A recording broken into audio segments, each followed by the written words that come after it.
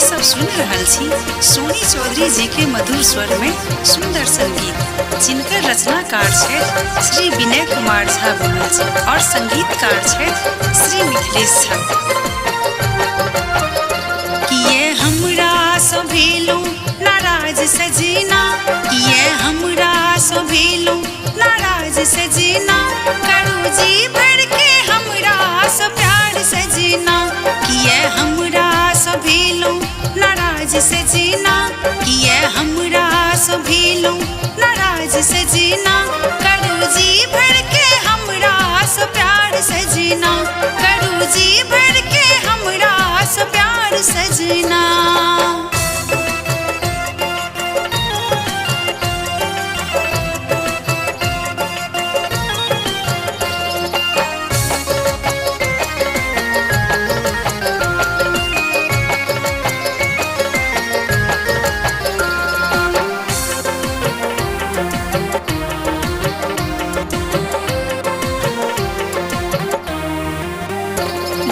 चूड़ी के खन खन आही के बजावे, पायल के रे रुन झुन गीत सुनावे, देखो चूड़ी के खन खन आही के बजावे, पायल के रे रुन झुन गीत सुनावे, आहा के यादों में काटी हम कहूँ ना के दिन, गुना रहबै सजना हम के बिन, टुक टुक ताकइए,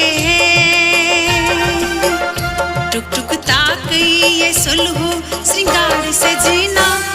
श्रृंगार सजना, करू जी भर के हमरा सो प्यार सजना, करू जी भर के हमरा सो प्यार सजना।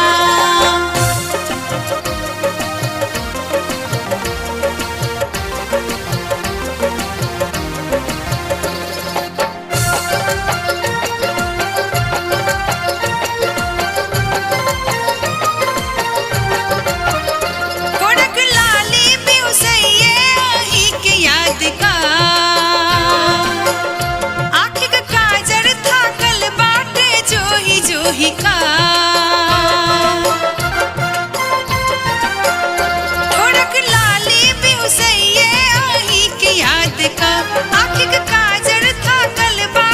जोही जोही का, कहिया ए भैया बालम कही तो दिया, हमको ना कर है चिकनी सुधी तलिया, करे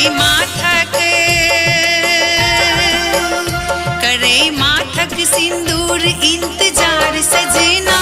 इंतजार सजना, करू जी भर के हमरा सो प्यार सजना, करू जी भर के हमरा सो प्यार सजना।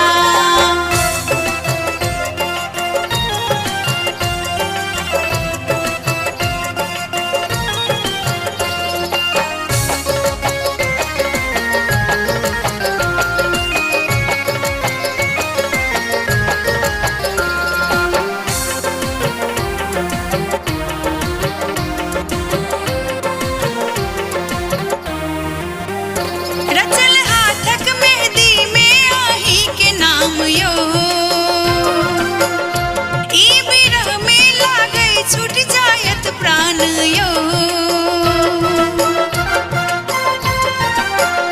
रचल हाथक मेहंदी में आही के नाम यो, ई बिरह में लागे छूट जायत प्राण यो, कनी सुनो ने साजन हमरे बात यो, जल्दी अब यो ने करियो सजने लात यो, आहा छी हमर प्राणक आधार सजना, आधार सजना, करू जी भर के हमरा सो प्यार सजना, करू जी भर के हमरा सो प्यार सजना, किए हमरा सो भेलू नाराज सजना, किए हमरा सो भेलू नाराज सजना, करू जी भर के हमरा सो प्यार सजना, करू जी भर के